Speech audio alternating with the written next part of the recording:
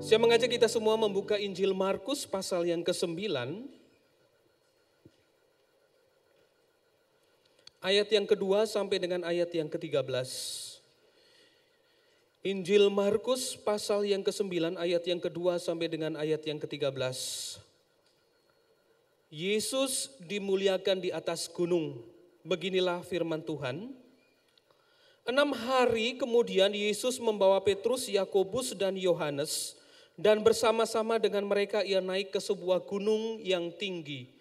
Di situ mereka sendirian saja.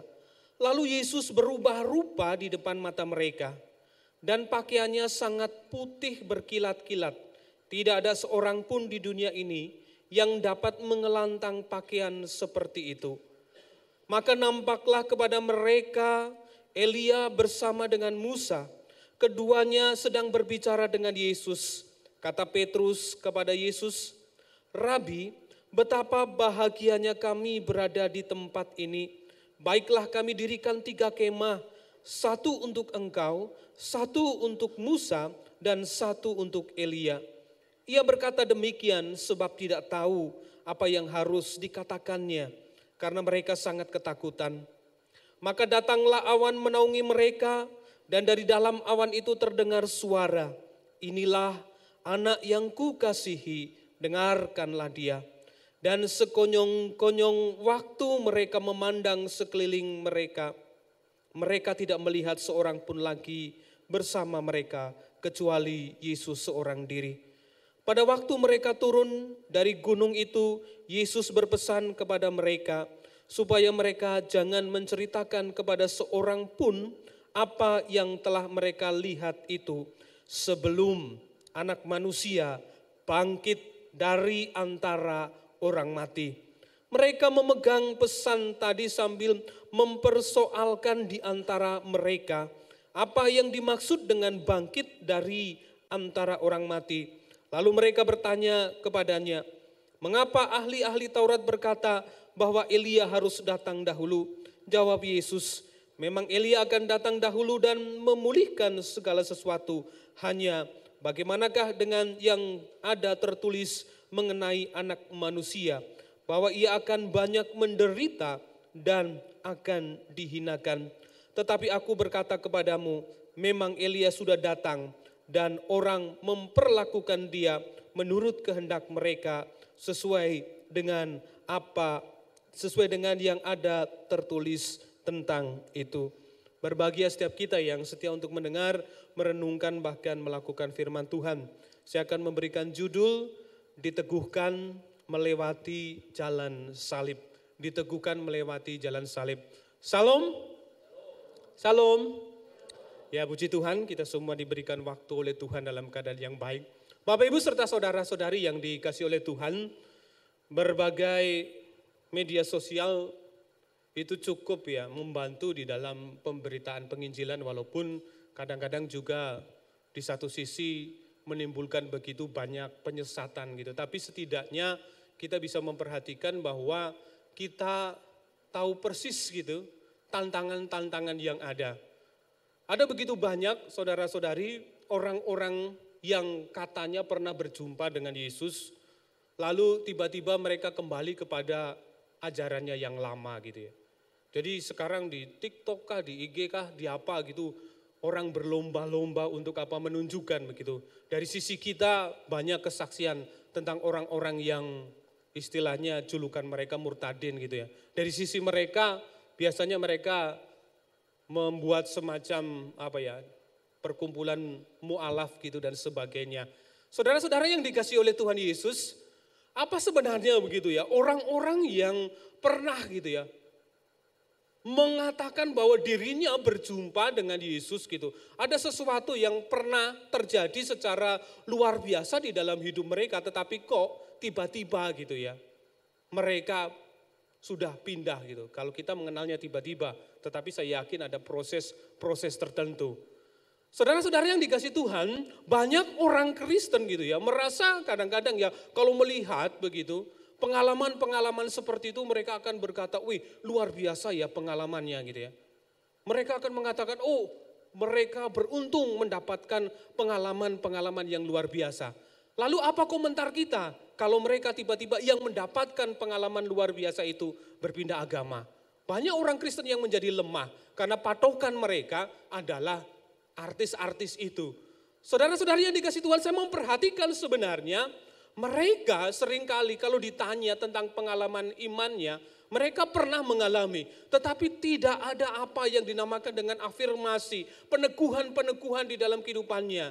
Mereka kadang-kadang cukup menjadi orang-orang yang diberikan posisi di gereja, memberikan kesaksian ini itu dan sebagainya, tetapi mereka tidak pernah mendalami Alkitab dengan sungguh. Ini yang menjadi permasalahan.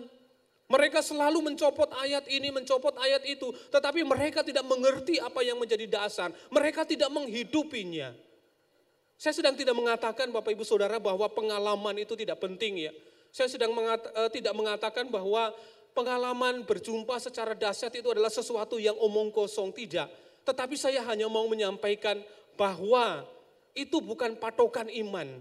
Besar kecilnya iman itu tidak ditentukan oleh pengalaman-pengalaman yang seperti itu. Besar dan kecilnya iman tidak ditentukan oleh sesuatu yang kelihatannya dahsyat dalam sudut pandang manusia. Bapak Ibu serta saudara, kita membaca satu kisah yang cukup luar biasa. Kisah ini adalah kisah transfigurasi. Kisah transfigurasi ini adalah kisah berubahnya wajah Tuhan Yesus secara luar biasa, dipenuhi dengan kemuliaan. Tentu ini adalah kisah yang sangat dahsyat ya. Satu kisah yang tidak mungkin dialami oleh banyak orang. Hanya orang-orang tertentu yang dianugerahkan Tuhan untuk melewati pengalaman ini. Tetapi saudara-saudari, apakah gitu ya? Tidak ada maksud tertentu dari Allah ketika para murid diizinkan untuk menikmati pengalaman itu? Tidak. Ada sesuatu di balik peristiwa ini. Peristiwa ini bukan satu peristiwa yang nanti setelah para murid menikmatinya itu dipamerkan. Bahkan Tuhan Yesus mengingatkan kepada para murid, setelah peristiwa ini jangan menyaksikannya sampai gitu ya. Tuhan Yesus mengalami peristiwa, dia mati dan pada akhirnya bangkit, baru murid-murid boleh bercerita. Saudara-saudari yang dikasih Tuhan, peristiwa ini sebenarnya adalah bagian dari peristiwa proses yang dikerjakan oleh Allah di dalam Tuhan Yesus untuk para murid. Ini adalah sebuah proses. Proses ini sedang mendewasakan iman para murid. Karena para murid akan mengalami masa-masa tekanan-tekanan, tantangan-tantangan yang hebat setelah nanti Tuhan Yesus mati, bangkit dan naik ke sorga. Maka peristiwa ini yang pertama maknanya adalah special affirmation. Ini adalah peneguhan yang khusus daripada Tuhan. Saudara-saudari yang dikasih Tuhan, kisah ini dalam rangkaian proses pengalaman menjadi murid. Di satu sisi para murid sedang diingatkan bahwa mengikut Tuhan Yesus berarti mengikut proses-proses yang dialami oleh Tuhan Yesus. Dan proses itu memang salah satunya adalah ada peristiwa-peristiwa ajaib, ada hal-hal yang dahsyat. Tetapi puncak daripada proses ini sendiri adalah pada ayat yang ke-9 Tuhan Yesus mengatakan, kalian semua harus menyaksikan tentang siapa? Tentang anak manusia, tentang Yesus yang sudah bangkit dari antara orang mati. Saudara-saudari, ini sebenarnya sedang mengingatkan kepada para murid ya, apa artinya menjadi seorang murid. Bapak Ibu Saudara serta saudari, arti dipanggil menjadi murid ya.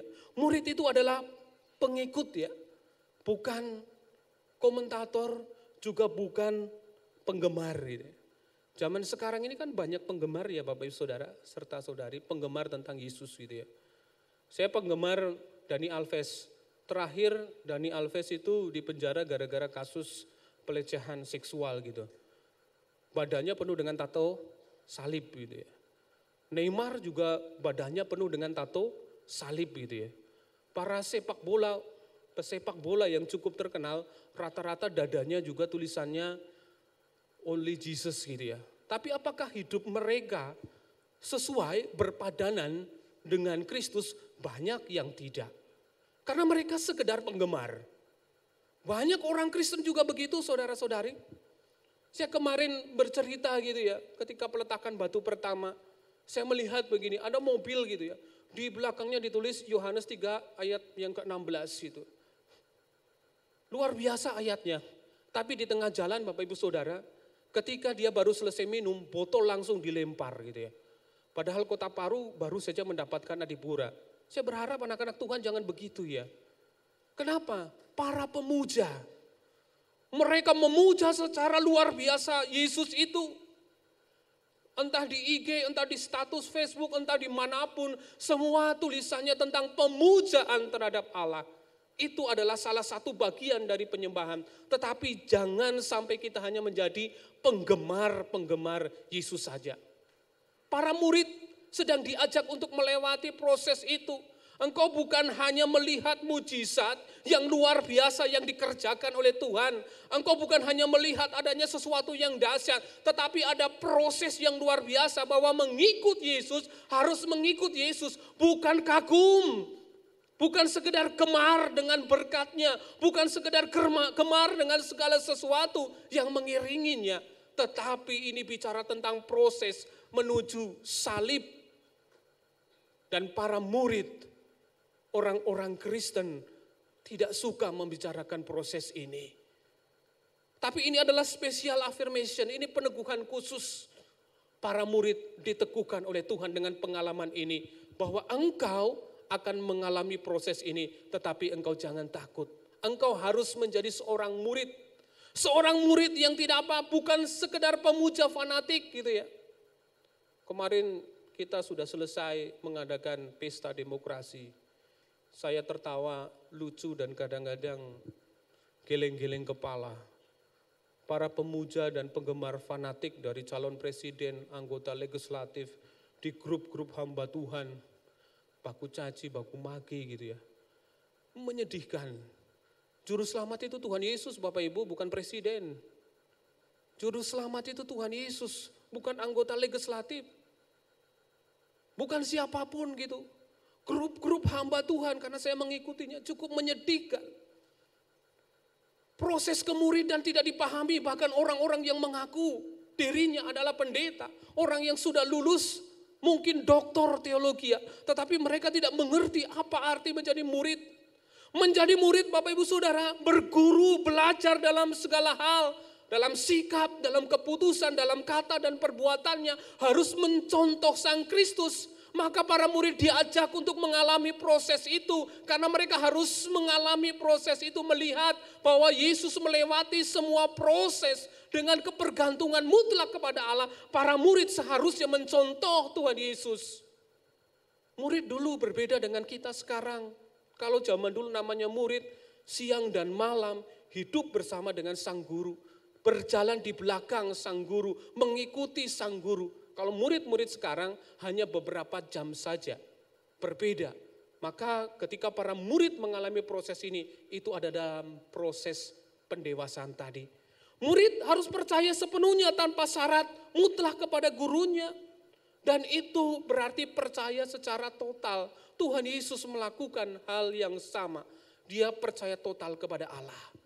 Seorang murid tidak boleh memiliki syarat. Banyak anak-anak Tuhan selalu memberi syarat kepada Tuhan. Saya akan rajin ke gereja kalau Tuhan berkati. Saya akan rajin ke gereja kalau sembuh. Saya akan rajin, saya akan memberi ini, memberi itu. Kita berpikir seolah-olah Tuhan bisa disogok. Saudara yang dikasih Tuhan, murid 100% percaya secara mutlak memberikan dirinya tanpa syarat. Tuhan Yesus melewati proses itu.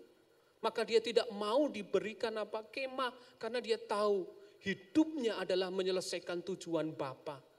Bukan untuk menikmati kesenangan sesaat.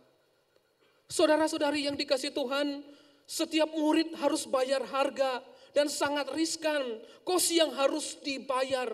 Tetapi Tuhan mengingatkan, memang proses jalan salib itu luar biasa. Tetapi Tuhan akan meneguhkan.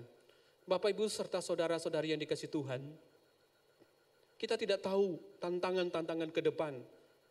Kita juga sedang mengalami tantangan-tantangan. Setiap kita mungkin ada pergumulan tertentu. Tetapi menjadi murid Yesus Kristus memang harus melewati proses itu. Tetapi sebagaimana para murid, saudara-saudari, kita akan suatu saat akan mendapatkan apa yang dinamakan dengan special affirmation. Akan ada peneguhan secara khusus. Saya yakin saudara-saudari pernah merasakannya. Dan ketika saudara-saudari akan berjalan melewati tantangan ini, keyakinan itu harus tetap dibangun. Para murid akan menghadapi tantangan yang luar biasa. Tuhan Yesus menyelesaikannya. Para murid pasti mampu menyelesaikannya karena ada peneguhan khusus daripada Tuhan. Saudara dan saudari serta saya semua akan menghadapi jalan salib. Jangan takut. Walaupun kadang-kadang kita memikirkan sedemikian rupa bagaimana kita harus menghadapi resiko-resiko itu. Tetapi yakin seorang murid akan diteguhkan oleh gurunya. Tuhan Yesus akan meneguhkan saudara dalam peneguhan-peneguhan yang khusus. Para murid disiapkan untuk hal itu.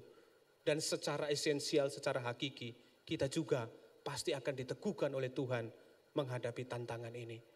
Maka saudara-saudari, memang kadang-kadang kita mengeluh ya, entah di sekolah, di kampus gitu, kalau saya dengar-dengar anak-anak gitu ya. Ada juga sampai seorang dosen yang anti dengan nama dari suku tertentu gitu ya. Kadang-kadang agak lucu gitu. Kalau suku tertentu, seolah-olah tidak perlu lah ini karena agamanya berbeda. Ini tantangan, ada oknum yang begitu. Ada yang ada anak tinggal di rumah gitu ya. Sampai kadang-kadang biar jauh Pak D yang datang ke kampus, nanti Pak D yang cari. Saking jengkelnya gitu. Kenapa? Susah sekali dosen itu dicari. Ini tantangan-tantangan kita. Tantangan kita di dalam birokrasi banyak. Tantangan kita di dalam hidup hari demi hari banyak. Itulah jalan-jalan salib yang diizinkan Tuhan terjadi. Dan kita harus melewatinya. Dan kita harus yakin bahwa kita akan mendapatkan peneguhan khusus dari Tuhan seperti para murid. Yang kedua, saudara-saudari yang dikasihi Tuhan, peristiwa ini adalah spesial momentum ya.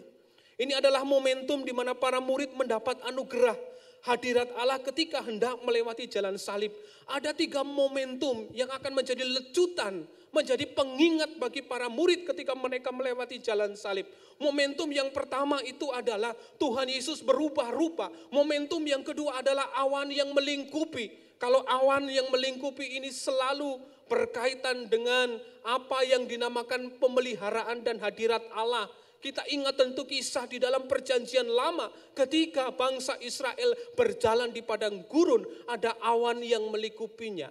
Dan momentum yang paling istimewa adalah mereka mendengar secara langsung suara dari langit yang mengatakan bahwa inilah anakku yang kukasihi. Orang-orang di sebelah selalu mengatakan, di mana ayatnya? Yesus sebagai Tuhan, tidak mungkin Allah akan mengatakan dengarkanlah dia. Kalau dia bukan Allah, dengarkanlah dia. Satu-satunya yang perlu didengar, nabi yang mengelilingi Elia dan Musa adalah nabi besar. Menjadi representasi orang-orang besar di dalam agama Yahudi. Tetapi mereka hanya menjadi sarana yang mewartakan siapa Yesus sesungguhnya. Dan Allah Bapa mengatakan, dengarkanlah dia. Ini bicara tentang keutamaan Kristus. Saudara-saudari yang dikasihi oleh Tuhan, ini sebenarnya adalah lecutan yang akan mengingatkan para murid ketika mereka melewati jalan salib. Mereka harus ingat ada hadirat Allah yang akan menaungi mereka. Ada pertolongan Allah yang akan menaungi mereka. Dan ini juga yang harus menjadi spesial adnomen kita.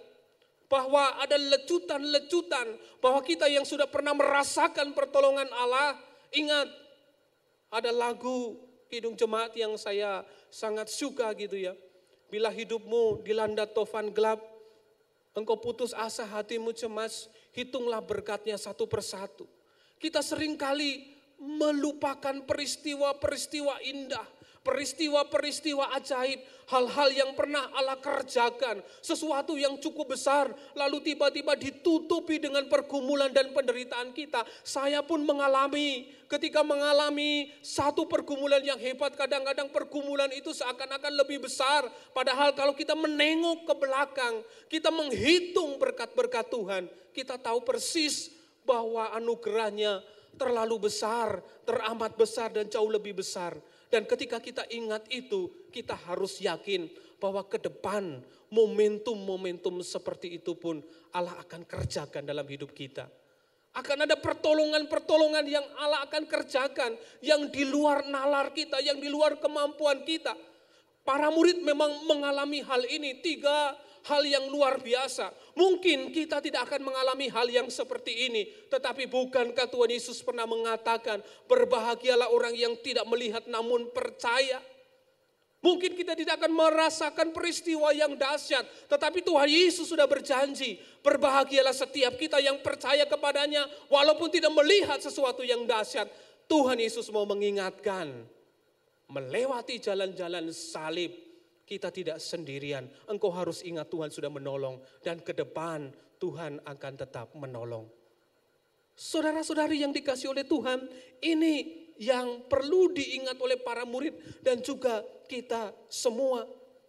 Bahwa hadirat Allah akan selalu mengiringi peristiwa-peristiwa hebat gitu.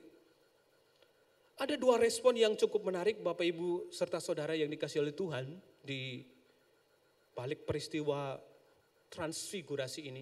Para murid itu mengalami ketakutan dan para murid itu mengalami kedamaian. Secara umum saudara-saudari, para murid mengalami kebahagiaan, tapi anehnya kebahagiaan dan ketakutan ini terjadi bersama-sama. Kebahagiaan dan ketakutan tidak mungkin terjadi bersama. Orang yang bahagia sebenarnya tidak mungkin takut ya. Orang yang ketakutan tidak mungkin bahagia. Namun dalam peristiwa menikmati hadirat Allah ini, keduanya harus ada. Peristiwa menikmati hadirat Allah ini, 2 peristiwa ini harus ada Bapak Ibu Saudara. Peristiwa yang pertama adalah damai, di sisi yang lain adalah takut, taksim, dan hormat. Ada begitu banyak orang-orang Kristen yang mengaku diurapi oleh Tuhan. Yang mengaku pernah berjumpa dengan Allah. Tapi hidupnya tidak takut dan gentar kepada Tuhan. Alkitab tidak pernah menceritakan itu. Dalam kitab Wahyu jelas para tua-tua tersungkur di hadapan Allah. Ketika para gembala mendapatkan penglihatan, ada malaikat, ada utusan Allah, dia tersungkur dan ketakutan. 2 hal ini harus selalu ada di dalam orang-orang yang berjumpa dengan Allah. Satu sisi ada kedamaian. Jadi kalau ada orang Kristen mengatakan dia berjumpa dengan Allah, tapi hidupnya tidak damai, dia dipertanyakan. Tetapi ada orang-orang Kristen yang mengatakan dirinya berjumpa dengan Allah, dan hidupnya tidak taksim, tidak takut, tidak hormat kepada Tuhan, itu juga perlu dipertanyakan. Peristiwa ini mengingatkan, berjumpa dengan Allah kita semua akan mendapatkan damai. Kalau kita berjumpa secara pribadi dengan Allah akan ada kedamaian dan tuntunan serta pertolongan Tuhan. Tetapi di sisi yang lain perjumpaan itu akan menuntun kita pada hidup yang penuh dengan rasa hormat kepada Allah. Ini 2 sisi yang tidak bisa dipisahkan. Bahwa berjumpa dengan Allah pasti akan membawa damai. Tapi berjumpa dengan Allah pasti akan menuntun hidup kita pada hidup yang menghormati Allah. Ada kegentaran yang kudus. Ada ketaksiman yang luar biasa. Bapak Ibu Saudara yang dikasihi oleh Tuhan. Para murid ketika menghadapi tantangan ke depan. Dia diberikan peristiwa khusus. Lecutan khusus. Mari kita akan berjalan ke depan bersama dengan Tuhan dan kita yakin Tuhan juga akan mengingatkan kepada kita dan sebagaimana tiang awan dan tiang api itu juga secara esensial akan terus berjalan, akan terjadi dalam hidup kita. Yang ketiga Bapak Ibu serta saudara yang dikasih Tuhan, ada special godliness ya. Ada apa yang dinamakan dengan panduan khusus. Melalui peristiwa ini Allah mengingatkan bahwa dalam melewati hidup atau jalan salib, yang utama adalah mendengarkan Yesus. Perintah ini begitu jelas. Yang terutama adalah mendengarkan Yesus. Mendengarkan sabdanya, itu adalah hal yang paling utama. Saya sangat senang sekali tadi ada pengumuman SMK ya Bapak Ibu Saudara. Di gereja-gereja banyak sekali orang sibuk apa? Saya tidak mengatakan bahwa para pemain musik tidak boleh berlatih gitu ya. Khusus latihan, saya sangat setuju melayani Tuhan. Ada pemain-pemain musik yang dididik secara khusus. Kalau gereja-gereja tertentu fokus dengan paduan-paduan suara. Tetapi sedikit sekali yang fokus pada pendalaman Alkitab. Tuhan Yesus mengingatkan kepada kita, Allah mengingatkan perjalanan yang begitu berat melewati jalan salib, satu-satunya petunjuk yang utama, satu-satunya jalan, satu-satunya yang harus kita dengar supaya kita tidak tersesat adalah suara Yesus sendiri. Gereja kalau tidak mau sesat harus mendengar suara Yesus. Kita semua kalau tidak mau sesat harus mendengar suara Yesus. Kenapa banyak anak-anak Tuhan pada akhirnya lompat sana, lompat sini, lari dan pada akhirnya masuk ke dalam hidup yang penuh dengan dosa. Dan pada akhirnya mati, masuk neraka. Tentu masuk neraka kalau tidak percaya dengan Tuhan Yesus. Kenapa? Karena mereka tidak mendengar secara sungguh apa yang disabdakan oleh Tuhan Yesus. Menjadi perenungan bagi kita. Kalau zaman dulu belum ada yang namanya Alkitab elektronik ya. Kalau kita sekarang ketika disuruh untuk membaca, merenungkan firman Tuhan, ngeles banyak alasan lucu. HP kita pasti ada Alkitabnya. Di waktu-waktu yang kosong saya perhatikan di mana-mana orang kecanduan dengan game. Orang kadang-kadang seperti orang gila bicara mungkin dengan temannya secara online, kadang-kadang tidak fokus ke sini ke sana game. Kenapa anak-anak Tuhan tidak menggunakan waktunya untuk membaca Alkitab yang sudah ada di tangan? Ini adalah special godliness. Dan Tuhan mengatakan dengarkanlah dia bukan yang lain. Para nabi itu hanya sebagai pengantar, sebagai dasar. Bahkan Yohanes Pembaptis yang disebut sebagai nabi paling besar di dalam perjanjian yang baru pun, ketika membaptis Tuhan Yesus, bukan dia yang berwenang, tetapi dia juga diperintah oleh Allah. Dengarkanlah dia, inilah anak yang kukasihi. Menjadi pertanyaan dan perenungan bagi kita. Sudahkah kita sungguh-sungguh membaca dan merenungkan firman Tuhan? Para pelayan Tuhan, sudahkah selesai membaca Alkitab dari perjanjian lama sampai perjanjian baru? Orang-orang yang terlibat di dalam pelayanan, sudahkah membaca petunjuk ini, special godliness, firman Tuhan yang tertulis ini, sabda Yesus?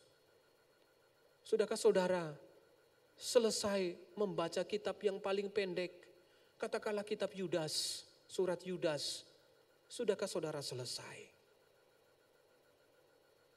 Tidak mungkin kita akan bisa melewati tantangan yang berat ini saudara-saudari, tanpa kita serius sungguh-sungguh.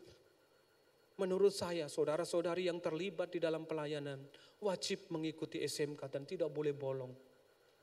Bagaimana kita melayani Tuhan kalau kita tidak mengerti dasar yang kokoh? Menurut saya, dan Alkitab jelas mengatakan demikian, dengarkanlah Yesus. Dan Yesus itu sudah tertulis di dalam Alkitab. Maka saudara-saudari yang dikasihi oleh Tuhan, sebagai murid Kristen, murid Yesus Kristus, kita semua harus sadar, di dunia ini kita akan melewati jalan salib. Peristiwa ini adalah peristiwa yang mengingatkan kepada para murid, mereka harus melewati proses demi proses. Dan itu juga akan terjadi dalam seluruh kehidupan kita. Tapi jangan takut, Tuhan akan meneguhkan kita. Tuhan akan memberikan kepada kita peneguhan demi peneguhan. Tapi yang paling penting saudara-saudari, dengarkanlah dia. Dengarkanlah firman Tuhan. Baca firman Tuhan yang ada di HP-mu. Selesaikan pembacaan firman Tuhan dari Kejadian sampai Wahyu.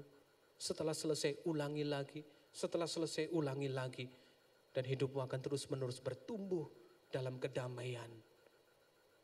Engkau akan mengerti tantangan-tantangan yang akan engkau lewati dengan hikmat yang berasal daripada Tuhan dan engkau tidak akan terjatuh. Sehingga kita bisa berdiri di tengah badai, melewati tantangan-tantangan hidup ini. Saudara-saudari yang dikasih Tuhan, para murid diteguhkan untuk melewati jalan salib. Saudara dan saudari juga akan diteguhkan melewati jalan salib. Yang penting saudara mendengarkan Dia. Saudara pasti akan menang. Bersama dengan Dia kita akan beroleh kekuatan.